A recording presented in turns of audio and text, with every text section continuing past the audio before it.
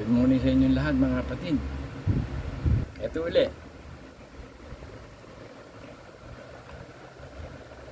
Nasa group chat na naman tayo mag-worship. Anyway, okay lang. Nasasamba naman natin siya sa Espiritu at katotohanan. Na ipapahayag ang mensahe. Naririnig natin sa prophet ang mensahe. Nakagawa natin ang kalooban ng Diyos. Nababanal tayo. Nakapagtitiis tayo. In whatsoever state I am, therewith to be content. At ang message ng Panginoon sa atin, Jesus is the wisdom of God. Si Kristo ang karunungan ng Ama. Siya ang karunungan ng Diyos. Basahin natin.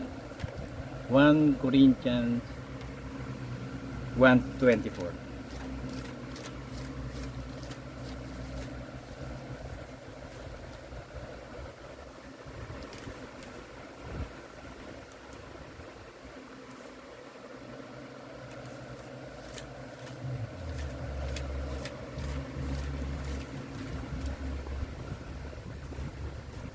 Ngunit sa kanila ng mga tinawag maging mga Hudyo at mga Griego, si Kristo ang kapangyarihan ng Diyos at ang karunungan ng Diyos.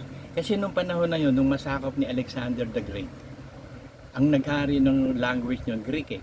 Hellenistic, ibig sabihin Hellenistic, Greece. Nakapaghari doon, nagkaroon ng empire si Alexander the Great. Kaya pag sinabing Hudyo at mga Griego, ngayon kasi, hindi lang nag-aari ang Griego, buong mundo na eh, kaya hentil na. Hudyo at hentil. Nung araw, hindi pa kasi maraming tao eh. Nakapokus pa lang doon sa lugar ng Mesopotamia. Sa lugar ng pinangyarihan ng empire ni Alexander the Great. Kasi nung una, Babylonia, pinamumunuan niya ni Nebuchadnezzar. Nagpadala ang Diyos ng tatalo sa kanya, si Cyrus. Persian to. Iran. Persian to, tapos nagpadala ngayon ng tatalo. Cyrus, si Alexander the Great naman, Greek naman to. Hellenistic naman. Tapos ngayon, pagkatapos ng na wala na yung imperyo ni Alexander the Great, nakawatak-watak na eh. Ang pumalit ngayon, Roman Empire. At ang sikat na sikat niya, si Julius Caesar. At sa lahat ng mga naging emperador ng Rome, ang pinakagusto ko din si Julius Caesar. Pinatay ito eh. Ni Brutus eh. Yung anak-anakan niya eh. Anak-anakan niya yan si Brutus. Tapos ngayon doon, ayun na nga. Hanggang sa yung hesmongan niya ng huling-huli, tapos nagkaroon na ng kina Constantine the Great, hanggang sa pumasok na yung pamumuno ng mga Roman religion, Catholic. Hanggang sa dating ni Constantine the Great, i-declare niya na ang religion, Christianism. Pero hindi talaga Christianism yun. Kaya ngayon, napasama yung tunay na Kristiyano kay Constantine the Great, yung ginawang Ngayon, ang ginawa ng namumuno sa Rome, ginawang Roman Catholic. At para sila ngayon magkaroon ng credibility, ang pinatayo nilang first pope, si Peter. Para makakuha sila ng credential. So yun yung huling-huling paanong nakita ni Daniel na yung gold, silver, tapos bronze, tapos iron, Roman Empire, tapos yung paa. Kasama yung iron, tsaka kasama yung mga bato. Yun na yung nahaluan na. Ang peking Kristiyano, nakasama ng tunay na Kristiyano. Kaya ngayon, ang akala nila ang Kristiyano, Roman Catholic, hindi. Doon sa Roman Catholic na yun, meron doon mga tunay na Kristiyano. Pinagpapatay din ng Roman Catholic yun. Ngayon, sumingit yung Freemason dyan. Sila yung tinugos kasi Kristiyano sila din noong araw eh. Pero hypocrite Christian din sila. Sila yung tinugos. Kaya ngayon, buong-buo pa Freemason. At yan ang magagamit ng Rothschild House para maibuo nila, maproteksyonan nila yung lalabas na Antikristo. Ngunit sa kanila na mga tinawag maging mga Hudyo at mga Griego, si Kristo ang kapangyarihan ng Diyos at ang karunungan ng Diyos. So the power of God is Jesus Christ. Ang Ebanghelyo ang makapagliligtas sa atin. At ito ang karunungan ng Diyos, si Kristo. Sa bawat salita ng Ama, si Kristo yun. At sabi naman ni Kristo, wala akong sinasalita kung hindi yung ipinahahayag sa akin ng Ama kung ano ko sasabihin ko at kung paano ko sasabihin. Hindi ako nagsasalita ng gano'n sa akin. Ganon din ang Holy Spirit, sabi niya. Ang sinasalita ko, yung narinig ko sa Ama, sa Anak. Yung narinig ko lang. Hindi siya chismoso na kung ano i-chismis niya, hindi. Siya yung witness talaga na kung ano yung narinig niya, sasabihin niya yung narinig. Hindi siya nagdadagdag o nagbabawas. Yun ang Holy Spirit. Kaya pag nasa iyo ang Holy Spirit, ganon din tayo eh. Hindi tayo magdadagdag o magbabawas ng salita ng Diyos. Si Kristo lang ay ipapahayag natin na siya ang karunungan ng Ama. Siya ang kapangyarihan ng Ama sa ikaliligtas. Romans 1:16. Sapagkat hindi ko hinahihiya ang ebanghelyo. Ibig sabihin ng ebanghelyo, gospel of Christ, the teachings of Christ, kautusan ng Ama. Si Kristo ang kautusan ng Ama, si Kristo ang salita ng Ama, ng Diyos. Sapagkat siyang kapangyarihan ng Diyos sa ikaliligtas ng bawat nananampalata, unay sa Hudyo, gayon din sa Hentil. Pero dito nakasulat Grego nga eh. Yung sinabi ko nga sa inyo kanina, naghari yung Hellenistic Empire sa pamumuno ni Alex, puro mga Grego. Kaya ang New Testament written in Greeks. Nung panahon ng Israel, ang Bible, yung Old Testament written in Hebrew. Kaya pag nakita natin ang Bible, yung Old Testament Hebrew yun. Yung New Testament, Greek. Ngayon, nagsalin-salin na yan. Ngayon, ang isalin niya sa English, ang inonor lang ng Diyos, yung kay King James Version. Na isalin nyo sa English version. Ngayon, nakita ng ibang magsasalin, mga gumagawa ng Bible, nandun yung mga thou, thy, gumawa sila ng New King James Version. Kaso hinawakan ni Satanas yung naglimbag nun. Imbis na palitan lang yung thou, thy, ye, ne, ye, pati yung mga word of God pinalitan. Kaya huwag tayo dun sa New King James Version. Kinain ng anay nga yun eh. Binigyan ako ni Roger niya, New King James Version. Nandun lang sa pader na puro ana yun. Alam nyo, yun lang ang inanay. Yung revised penal code ko, labor laws ko, tsaka yung Bible kong isa, itong Bible na sira-sira, hindi ito inanay. Ang inanay, yung binigay ni Roger na New King James Version, wala, hindi talaga gagamitin yun. Kaya pala pwedeng mawala, anayin na lang. Ngayon, bumili na ako ng bago. Ito, this coming days, dadating na yung bago kong Bible. Bagong-bago, bagnoy na bagnoy. Sapagkat hindi ko ikinahihiya ang ebanghelyo. Sapagkat siyang kapangyarihan ng Diyos sa ikaliligtas ng bawat sumasampalataya, unay sa Hudyo, sa gayon din sa Griego. Kasi ang unang anak ng Diyos, ang unang iglesia ng Diyos, Church in the Wilderness, ang hinirang niyang si Jacob, Israel. Ngayon, nagkaroon ng pagrebelde ang Israel, sumamba sa mga Diyos-Diyosan, pinalayas na sila ng Diyos. Scattered sila ngayon, wandering Jew. Sa iba't ibang bago may Hudyo. Ewan ko lang dito sa Pilipinas, may Hudyo ba rito? Parang wala ako alam na may Hudyo rito.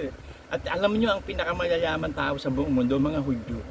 Sa katotohanan yan, documented yan. Si Rothschild, Hudyo yun Rothschild's house, Hudyo yun. Sila ang pinakamakapangyarihan sa buong mundo. Birin mo lahat ng presidente may utang sa kanya. Kaya ang ginawa niya, nagpagawa sila ng mga central bank para sigurado makabayan. Kasi yung hari, kumukuha ng pera yan sa koleksyon niya sa mga taong bayan. Kaya ang bawat bansa may central bank, may pambayad ngayon. Napakatalino niyang Hudyo na yan, si Rothschild.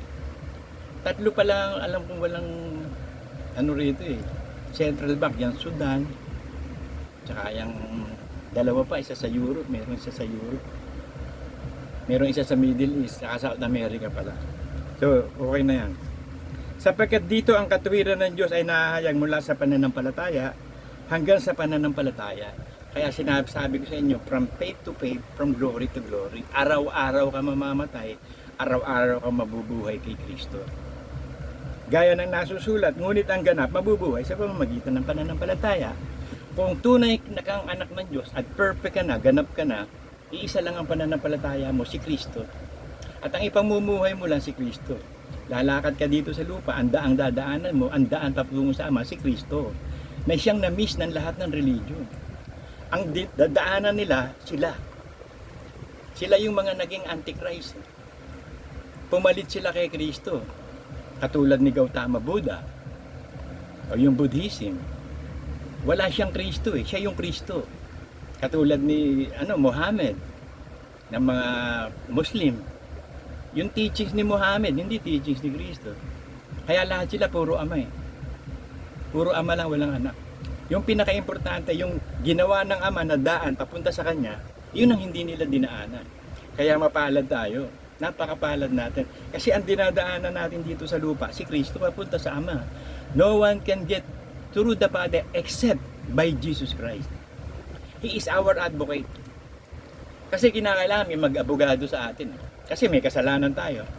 Para mapawalan sala tayo, kailangan may abogado ka para ma-dismiss ang kaso. mapatunayan na innocent ka, wala kang kasalanan. So ang nag-abogado saan si Kristo. Kaya kapag nakita ng Ama na nabubuhay ka kay Kristo, ligtas ka na. Si Kristo abogado mo. Solve ka na. Tapos na kaso, lusot ka na, hindi ka na convicted. Kasi convicted tayo eh. Dapat tayo yung ipapako sa krus, tayo yung mamamatay, tayo yung sasalaksakin sa dibdib, tayo yung paiinumin ng apple cider. Si Kristo na.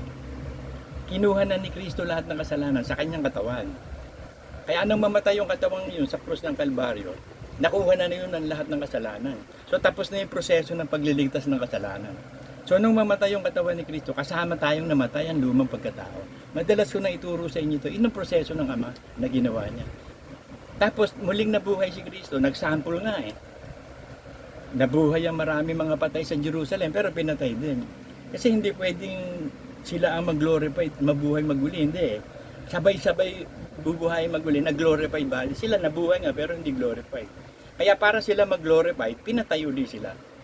Para yung pagdating ng John 5:28, maririnig ng tao ang tinig ni Kristo, magsisibangon sa libingan yung mga patay. At yun yung first resurrection. Ang first resurrection para sa mga banal, para sa langit yun.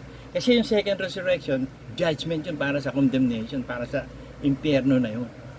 Makakasama ng mga tao si Satanas na iginawa ng impyerno ng Diyos. Matthew 25:41. Sana tama. Matthew 25:41.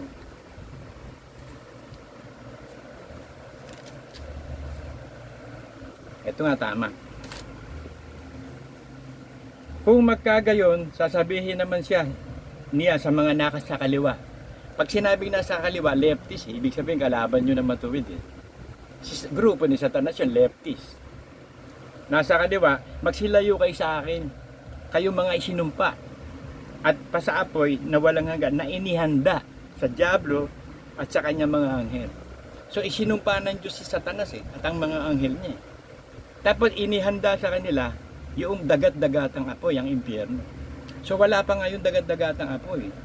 Ang meron ngayon yung Hades sa gitna ng earth. Yung iba nga makikita mo sa internet, sabi narinig nila yung pintuan ng impyerno, ang dami maingay na nagsisigawan. Puro kalokohan lahat yun eh. Hindi pwede mo ba marinig sa impyerno? Hindi pa. Wala pa, tsaka na sila pupunta doon. Kasi yung mismong Hades tatapon sa dagat-dagatang apoy. Ang daming mga novelty para makita mo, basahin mo eh. Mahikayat ka sa kanila eh. Kasi kumikita sila doon. Pag nag-login ka doon sa kanilang na yun, kikita yung nila doon. Kaya may TikTok eh. Ang daming mga content creator, nagkakapera sila dyan eh. Pag gumagawa sila ng interesting para pasukin mo eh. Ganun ang ginagawa ng mga tao. Puro novelty, puro interesting. Kaya makikita mo sa internet mga bagay na ano ang nangyari nung hindi pa nililikha ang Lord, ganito. Ano ang nangyari? Hindi nga nakasulat eh. Kasi babatay lang tayo sa nakasulat. Hindi tayo pwedeng bumatay sa isip natin. Kaya ako pag nagsasabi ko sa inyo tungkol sa isip ko, ito opinion ko ha.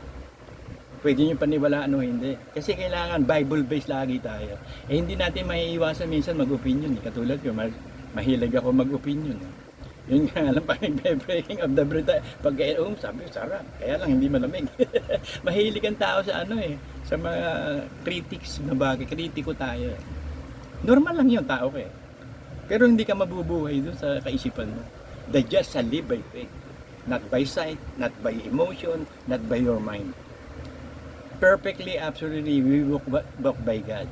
Because it is the wisdom of God. Jesus Christ is the wisdom of God. So kung gusto mo maging marunong, matalino, you have the mind of Christ. And if you have the mind of Christ, you have the mind of God. Sino tatalo sa iyo? Kaya sabi, pag nagsalita tayo, walang pwedeng makakontra eh. Hindi nila makakontra word of God. Kaya nga si Soriano hindi matalo sa debate. Bakit? Word of God ang sinasabi niya eh. Bagamat kapos si Soriano sa spiritual na pagpapaliwanag. Ano lang siya eh, knowledge of man eh. Karunungan ng tao, kabisado niya Bible. Pero minsan alam nyo, ang ganda magpaliwanag ni Soriano. Tsaka nanonood ako na alam nyo, kasi nadidiscover ko yung mga word of God na hindi ko nababasa. Katulad ng pintuan ng Diyos, may pintuan pala ng Diyos sa langit. Doon sa dulo ng langit, nandun ang pinto. Doon siya lumalabas. Tinignan ko, oo nga, ano, may pintuan nga ang Diyos doon sa labas. Lumalabas siya sa dulo ng langit. Marami kasing, tsaka nakapagtataka si Soriano, God-given gifts din yun. Yung matandaan mo, from Old Testament to New Testament, kahit nga yung mga numbers, kabisado pa rin eh. Yung mga iba sa Old Testament, sa akin, pag hindi na masyadong importante, New Testament ako lagi. Hindi ko na kailangan niyang sabihin ng tao, napakagaling ko na. Hindi. Ang ibinigay sa atin ng Diyos, yung mga karunungan, para maligtas tayo. Yung mga bagay na itinago ng Diyos, sa Kanya na yun. Deuteronomy 29:29.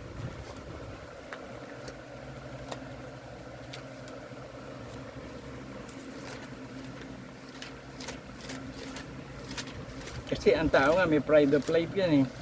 Gusto niya masabing napakarunong niya, nakapatalino niya kahit sa Bible. Gusto nila mamangha ang tao sa kanila na napakagagaling nila. Full of wisdom si Lucifer dyan, napakagaling eh. Kaya nga lumampas ng langit yun, sa sobrang galing eh. Mahirap yan, sobrang galing, lalampas ka sa langit. Natatandaan ko tuloy yung sabi ni Kaka-Carly sa akin dito. Larry, sabi niya gano'n, lagi ka nagbabasa ng Bible. Mag-ingat ka ha. Ay ko, bakit to? Baka lumampas ka sa langit. Laging Bible yan binabasa ko. Ay ko, Kaka-Carly, sisiguraduhin sa inyo, eksakto lang ako. Hindi ako kakapos, hindi ako lalampas sa langit. Pagdating ko doon, eksaktong langit. Tapos nag-comment pa siya sa amin dito, lagi kaming tumatambay sa harap niyan eh. Kasama po pa nung sinabanji, sinabuhet. Tambayan namin yung harap diyan eh. Lumapit siya akin, sabi ni Kakarling sa akin, tsaka yung asawa. Alam mo, believe ako sa inyo. Sabi ko, bakit to? Relax lang kayo, parang wala kayong mga problema.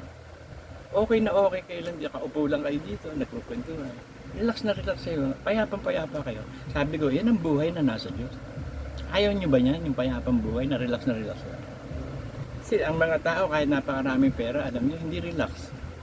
Ewan ko ba sa kanila? Yung may kayamanan, gusto pang yumaman ng yumaman. Samantalang ako, mas okay pa sa akin mahirap eh. Kasi yung mayayaman, walang taros ng pagkain yan. Hindi katulad ng mahirap, yung ibinibigay lang ng Diyos na nakakain nila. Usually, mga good for the body, kaya kita mo yung mga mahirap.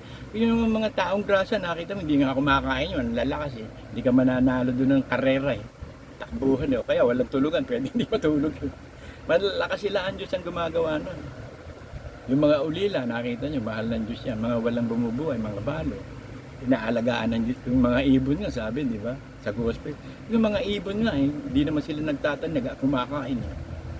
Wala naman silang bahay, nakapagtatayo ng sariling bahay. Diba? Yung mga lilies of the valleys, napakaganda ng suot nila. Si Solomon nga, hindi nakapagdamit ng ganong kaganda. Pag nakakita ka ng mga lilies of the valleys, ang gaganda, yung mga purple na kulay, yung mga dilaw, ang gagandang bulaklak. Sabi nga ng Biblia, hindi nga nakapagsuot si Solomon yan, pero yan, tinan mo, sinuotan ng Diyos. Bakit kayo mababalisa sa inyong buhay? Mabuhay kayo sa pamamagitan ng Diyos. Hanapin niyo muna ang kaharian ng Diyos at ang lahat ng kanyang katulad. At pawang ang lahat ng mga bagay na yan, idadagdag sa inyo. So, na-experience na natin yan, mga kapatid. Pinagpala na tayo. Lahat ng bagay, dinadagdag ng Diyos. Bakit? Hinanap natin ang kaharian at ang lahat ng kanyang katwiran. Kaya pag pinagdesisyonan mo na magpapakabanal-banal ka na, lahat ng utos ni Kristo, susundin mo na, kita na ng Diyos sa puso mo yun. Lahat ng bagay idadagdag sa'yo. Kahit hindi pa tayo nakapag-pray na hingin yun, idadagdag nila. Ganun ang Diyos natin. Pag nasunod mo yung salita niya, lahat ng bagay ay pawang idadagdag sa inyo. So, ganun bumabalik tayo dun sa sa warehouse of God, sa Garden of Eden. Ang lahat ng bagay nandun, support sa tao. Lahat ng suporta sa tao nasa Garden of Eden. Kaso nagkasala nga, lumabas sila. So, ang support na lang nila, kapag nawala sila sa sumpa, nasolve naman ng Diyos yan Nasa pamamagitan ng ikaputandog, nakakabalik tayo dun sa source. Nawawala tayo sa sumpa. Kaya sabi ng Diyos sa Israel, manumbalik kayo sa akin. Buong bansa. Saan po kami manunumbalik? Manumbalik kayo sa mga ikasamput bahagot mga handog. Nanakawan baga ng tao ang Diyos? Oo, ninanakawan niyo ako sa pamamagitan ng hindi pagbibigay ng ikaput mga handog ng buong bansa. Pag sinabing buong bansa, yung buong Kristyanismo. Ito, tinatanggal na nila yan, yung ikaputandog, tsaka yung mga gift of tongues. Si Soriano ang yan, nagtatanggal niya. Kasi bakit? Wala silang gift of tongues eh. Ang ipipreach niya, wala yan. Eh meron tayo, ang ipipreach siyempre natin meron. Tapos yung tithes, wala silang tithes eh. Pero katakot-takot ang hinihingan nila para ambag doon sa bulletproof na kotse niya, ambag doon sa paglalabas niya sa internet, ambag dito. Yung iba nagbabasag na nga ng mga iniipon na pera, sabi eh. Binasag na niya yung ipon niya, maibigay lang kay Soriano. Napakatalino ng tao niya sa Soriano. Kaya lang, tapos na yung ano niya, pinutol na rin ng Diyos, pinatay na siya. Pero nakatulong sa akin yan sa Soriano. Marami akong nakita sa Bible na hindi ko nababasa. Kasi hindi ako nakapagsasaliksik din talaga ng Bible eh. Lalo yung Old Testament, meron dyan, hindi ko pa nababasa talaga eh. Yung Lamentations, hindi ko pa rin nababasa ng buo yun. O yung ibang mga Old Testament, hindi na. New Testament lang ako. Importante talaga yung New Testament eh. Diyan tayo magbasa ng... Ewan ko sa inyo, may nagbabasa pa ba ng Bible sa inyo? Palagay ko, wala na eh. Pero training pala yan eh, lalo sa nag-iedad, yung magkakaroon ng Alzheimer's disease, dementia, kailangan magbasa para ma-trigger yung, mawala yung cognitive decline ng brain ng tumatanda. Nagdi-decline kasi pag tumatanda. So, magbasa ng Bible din. And meditation. Yung meditation, meditate natin, Word of God. Eh, yung mga yoga, iba meditate nila eh. Gusto nila makakita ng color eh. Pagpikit nila, gusto nila makita color ng yellow. Red, violet. Hinahando sila sa focus na ngayon. At makapangyarihan ang gusto nila, maging makapangyarihan sila. Kaya nga meron silang yoga, kapangyarihan ni Satanas yun. Na mind over matter. Nakapanood ako niya sa TV. Isang yogi, hawak-hawak yung buntot ng elepante, nakapikit lang siya. Hindi makagalaw yung elepante. Sinasabi ng mga yogi kung ano sikreto. Si Bruce Lee din, natuto niya. You must be water, sabi ni Bruce Lee.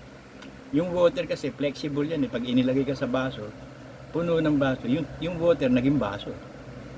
Kaya kapag ikaw water, pwede kang pumunta sa gusto mo eh. Gusto mo, isang malaking bato. So yung water ka, isang malaking bato eh. Kaya iniisip nung hawak ng yogi na hindi gagalaw yung hindi makakilos yung elepante. Meron pa nga nasa loob ng aquarium eh. Maaring iniisip niya, isda siya. Nasa loob siya nagawa, ang isda, nakakahinga sa tubig yun eh. Nagagawa ng mind over matter, demonic eh, diabolistic ang power. Hindi naman ginawa ng Panginoong Hesus yan, tsaka mga apostol. Kasi yung mga makapangyarihan fallen angels, naturuan talaga yung mga Hindu yan ng powers of the devil. Kita mo sa kanila nandyan yung mga yoga, yung power ni Vishnu, yung mga power ng nila, si Hare Krishna, maraming makakapangyarihan sila na nagagawa. Meron pa nga ang yogi, sabi tumitig ka daw sa araw, wala siyang ginawa kung tumitig sa araw. Abay, mabubulag yan. Puro titig siya. Pero hindi ko nabubulag. Ewan ko. Meron diabolical power sila eh. Dalag tayo sa utos ng Panginoon. Dito sa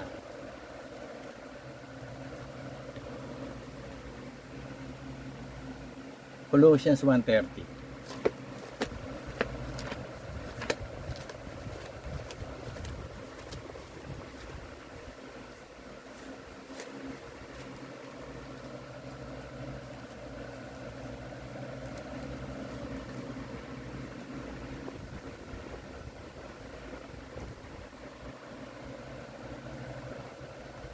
Corinthians 1:30 pala, hindi Colossians.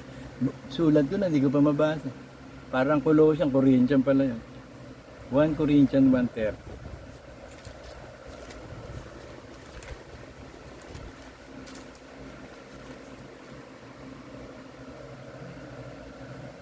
Dadapwat sa kakanyo na sa kay Kristo Jesus na sa atin ginawang karunungan mula sa Diyos at katwiran at kabanalan at katubusan. Dadapwat sa Kanya kayo na kay Kristo Jesus sa atin ay ginawang karunungan mula sa Diyos. So mula sa Diyos, mula sa Ama, si Kristo ang karunungan binigay sa atin. Kaya nung tanggapin natin si Kristo, tinanggap natin yung ibinigay ng Ama na karunungan. Sa katubusan, sa kabanalan, at sa katwiran. So matuwid na tayo ngayon. Kasi yung katuwiran ng tao, katalino ng tao, basahan sa Diyos yun eh. Kahit si Aristotle ka pa, kahit si Plato ka pa, si Hipparchus ka, sino kang mathematician, si Galileo ka, sino kang scientist, napakatalino mo, si Jose Rizal ka, useless sa Diyos lahat yan, basahan lahat yan. Hindi kailangan ng Diyos lahat yan. Ang kailangan niya, si Kristo nasa iyo. Yung karunungan ng Diyos nasa iyo. Ibibilang kang matuwid banal. Anak, So hindi mo kailangan maging mayaman, matalino. Ang kailangan mo si Kristo. Jesus Christ will suffice. Solve na lahat ng bagay kay Kristo. Nasa Kanya na ang lahat ng mga bagay. Kaya ang pamumuhay natin mga kapatid, nagiging matalino lang tayo. Kung katalinuhan ng Diyos, ipapamuhay natin. At ang katalinuhan ng Diyos si Kristo, the Word of God. So sabi ko nga sa inyo, sa bawat sitwasyon, merong panalangin ng Ama-Ama. Bigyan mo po kami ng aming kakainin sa araw-araw. Ibigay mo po sa amin ang aming kakainin sa araw na ito. So ibibigay ng Diyos ang lahat ng pangangailangan natin araw-araw. So everyday, suportado tayo ng Garden of Eden. Ngayon, merong isang specific na thing na sinabi, ibigay mo po sa amin ang aming kakainin sa araw na ito. So we will live for today. So yan ang pinakamahirap. Alam niyo, mahirap yan. Kasi maghihintay ka. Diyan ako hirap na hirap eh. Kasi mainipin ako talaga. Ay, gusto ko lagi eksakto. Kaya nga sinabihan ko doon sa chat si Rosaline at saka si Kit Isia eh. Hayaan niyo ako magsimula ng video call. Usually 2 minutes lang naman ng naglalagay ako ng preparasyon 2 minutes. Kapag Thursday 6:58 magbi-video call na ako. Pag worship ng Saturday 9:58 magwo-worship na tayo. So yung 2 minutes na yun, parang basketball yan. Last 2 minutes, marami ka na magagawa nun. Maihahanda mo na sarili mo sa worship at sa prayer meeting. So yun nasabi ko sa kanila, hopefully sana magawa eh. So mga kapatid, napakapalad natin talaga. Kasi ang karunungan natin, karunungan ng Diyos, biruin mo. Ang karunungan mo, karunungan ng Diyos. Kahit hindi ka gumraduate ng college, kahit hindi ka, tawag dito, PhD, Master of Philosophy, hindi mo kailangan yan. Hindi mo kailangan maging henyo. Hindi mo kailangan maging matalino. Hindi mo kailangan ng full of wisdom. Yan pa nga ikababaksak mo eh. Yung lahat perfect ang beauty, napakayaman mo, napakatalino mo, yan ang delikato. Kasi yan si Lucifer eh. Alam niyo ba ang kasuotan ni Lucifer, yung tinatawag sa Old Testament na sinusuot ng priest, yung ipod kung tawagin. Yung Yumin and Tamin. Alam niyo ba na nakikipag-usap ang mga hari nun sa pamamagitan ng ipod na nakasuot sa high priest? Sumasagot ang Diyos doon, katulad ni David. Nagtanong si David eh. Sabi niya, Panginoon, gigirahin ko ba ang Philistine? Dapat ba namin girahin? Nagtanong siya doon sa Tumin and Umin, doon sa breastplate ng high priest. Ng mga bato yun, maraming bato. Doon sumasagot ang Diyos. Hindi natin alam kung paano nakakausap. Pero doon kumikilos ang Diyos sa suot ng high priest. Ang high priest natin si Kristo eh. Ngayon wala nang ganun yun. Ang itatanungin na lang natin, yung high priest natin mismo. Hindi na tayo dadaan sa umin at tumin o sa ipod ng high priest.